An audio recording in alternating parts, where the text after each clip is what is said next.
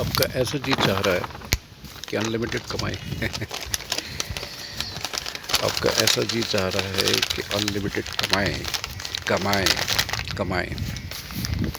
क्या ज़िंदगी में कमाना एक ये मकसद, इसके आगे पीछे दाएं बाएं कुछ भी नहीं। पहले वही बात कर लेते हैं कि आपका या किसी का आइडिया है कि यूट्यूब में से अनलिमिटेड कैसे कमा कमा सकते हैं। सबके अपने अपने आइडियाज़ हैं, सबके अपने अपने व्यूज़ हैं, सबके अपने अपने विचारधारा है, पॉइंट ऑफ व्यू है, माइंडसेट है। मेरा ये मानना है, my ideas my way of life, my ideas my way of life. अभी जो इस वक्त जो लम्हे हैं वो ज़िंदगी के सबसे वैल्यूएबल लम्हे हैं। अगर आप ऐसा मानने लगोगे तो ये सच होगा, यथार्थ होगा, युक्ति संगत होगा। मेरे को हिंदी भी बड़ी अच्छी आती है, उर्दू भी आती है, इंग्लिश भी आती है, पंजाबी भी आती है, थोड़ी थोड़ी पश्तो भी आती है, थोड़ी थोड़ी मलयाली भी समझ लेता हूँ, बोल नहीं पाता हूँ, थोड़ी थोड़ी तेलुगु भी समझ लेता हूँ, बोल नहीं पाता हूँ, थोड़ी थोड़ी तमिल, तेलुगु, कन्नड़ा, उड़िया और भी पता नहीं कितनी लैंग्वेज बेंगलोर में है। उनके बीच में जब मैं बैठता हूँ तो मुझे बड़ा मज़ा आता है। तो बातें तो वही हो रही है ना कि कितना भी कमा लें यूट्यूब में से या दूसरे तीसरे तरीके से, जो भी आपकी कमाई के तरीके हैं। Adopt your own ideas, your own philosophy, your own ideas, your own philosophy. ज़िंदगी में चमत्कार नहीं हुआ करते, रेयर एमोंगेस्ट रेयर हुआ करते हैं। अगर कोई कहता है कि मेरे सपने में ऐसा हुआ, वो चमत्कार हो गया, तो वो झूठ बोलते हैं, फरेब है वो सच नहीं है। और दूसरा जो मेरे दिल की बात है, क्या आप उन लोगों के भंवर जाल में फंस चुके हो या फंसना चाहते हो या फंसोगे, जो ये बोलते हैं कि मेरा भरोसा करो, you believe what I am thinking. ऐसा होता है क्या? If somebody is saying you believe what I am thinking, I repeat this line, you believe what I am thinking।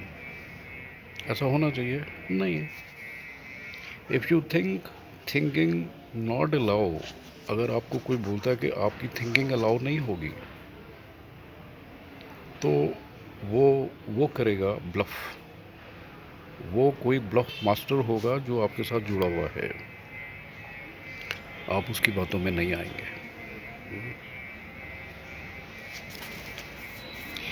ज़िंदगी को आसान बनाना है, ज़िंदगी को कितना सिंपलिसिटी में ले जाना मुमकिन है, वो आप ले जाएंगे। तो ज़िंदगी तो आसान थी, जब से कोई पैदा हुआ है ज़िंदगी तो आसान थी। टिपिकल डिफ़िकल्ट बना दिया गया है। उसके एग्जांपल्स तो मेरे पास थाउजेंड्स होंगे। लेकिन मैं बताता हूँ मेरे अपने, क्योंकि आइडियाज़ हैं, मैं किसी की पड़ी बातों पे ये वीडियोस नहीं बना रहा हूँ मैं। पहला तो सवाल ये था कि अनलिमिटेड कमाना है, whether it is YouTube, whether your own business, कोई लिमिट नहीं है।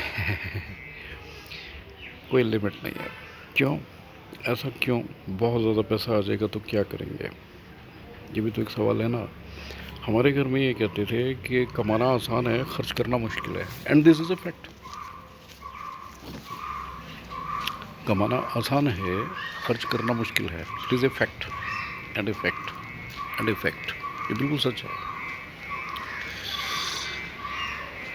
मेरा तो ये कहना है कि ईश्वर ने पहले से इंतज़ाम कर रखे थे। जब आप जो मेरे वीडियोस देखते हैं, इंटरेस्ट लेते हैं, मैंने देखा है कि मोस्टली 45 एज से अबव लोग, 54 एज के अंदर के लोग मेरी वीडियोस 70% ना 80% पसंद कर रहा है, and they repeatedly seeing my videos.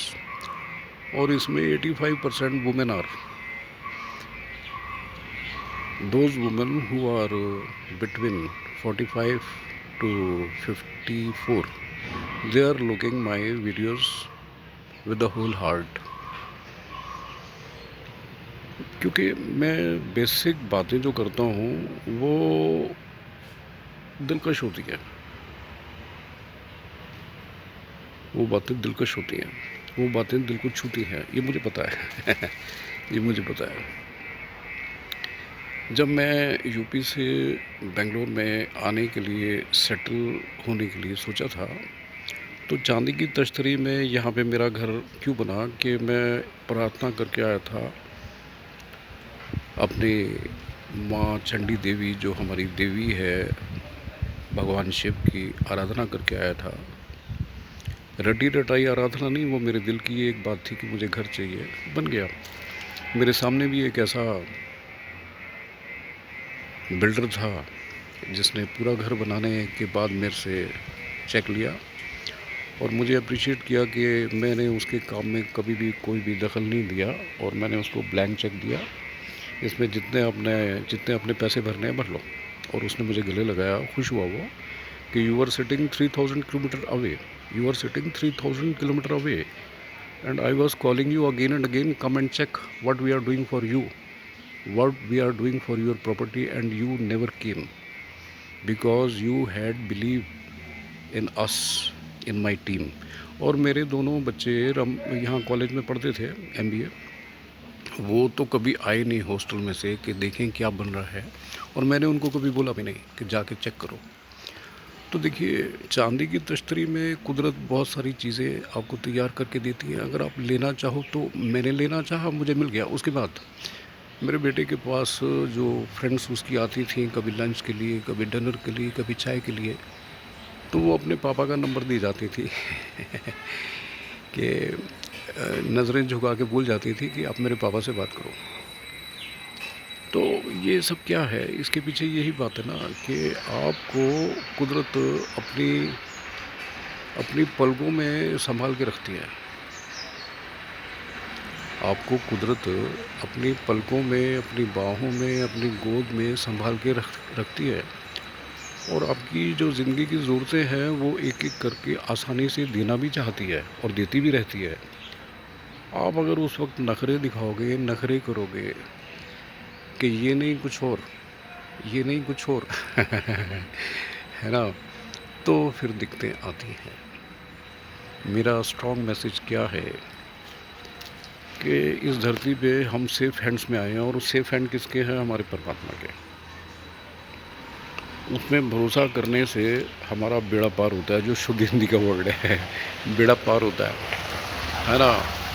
आज मैं खुश हूँ, मेरे सराउंडिंग में मेरे जितने भी लोग हैं, whether they are my relative, friends, no name relationships, और जो भी मेरे सर्कल में लोग हैं वो मेरे हैं, they are mine, I am proud of them. एक छोटी सी बात मुझे और याद आ गई बातों की बात में कि एक मेरे दोस्त कैप्टन है, ही इज़ बंगाली, मेरे को कहा करते थे, अनूप जब तुम सुबह उठते हो 5 बजे, पौने 5 बजे, तो आके जब चाय पीते हो तो अपनी चाय के साथ साथ वाइफ की भी चाय बना के उनको पिलाओ, और बाद में बर्तन खुद धो। नहाने जाओ तो अपने कपड़े धो लो। तो इस तरह के लोग हमारे घर में, and made servants and all that, it is not our cup of T. हम लोग मेड सर्वेंट्स को या दूसरे सर्वेंट्स को अपने घर में नहीं बुलाते, है ना। ये नखरे देखने दिखाने के लिए कि जी बाई आई नहीं अब तक, एक घंटा बाहर सड़कों पे घूमना कि जी आज आपके घर में बाई नहीं आई, मेड सर्वेंट नहीं आई, ये एक और नया ड्रामा हो गया। हमारे यहाँ ये सब रिवाज नहीं है। हम सब मिलके काम करते हैं, खुश रहते हैं, हेल्दी रहते हैं, दवाई की ज़रूरत नहीं है भगवान की कृपा से, और यही एक अंदाज़ है, without tablets, without doctor aid. It is not a matter of proud, क्योंकि हम लोग पैदा ही हुए हेल्दी और अंत तक हेल्दी रहे, ऐसी ही प्रभु से प्रार्थना है। और वो जो नाटक वाली, ड्रामे वाली, रोबोट्स टाइप वाली लाइफ है, that is not about the property. मेरा स्ट्रॉन्ग मैसेज यही था कि अनलिमिटेड कमाना है, कमाइए, लेकिन लिमिट्स पे रहना होगा। अपने दायरे को उतना ही फैलाना चाहिए जितनी कि हमारी हेल्थ, हमारी कोशिश अलाउ करे। नमस्ते, जय हिंद, राम राम, जय सिया राम। अपने कल्चर को संभाल के रखना हमारा फ़र्ज़ है। हमारी आत्मा खुश होती है जब हम जय सिया राम बोलते हैं।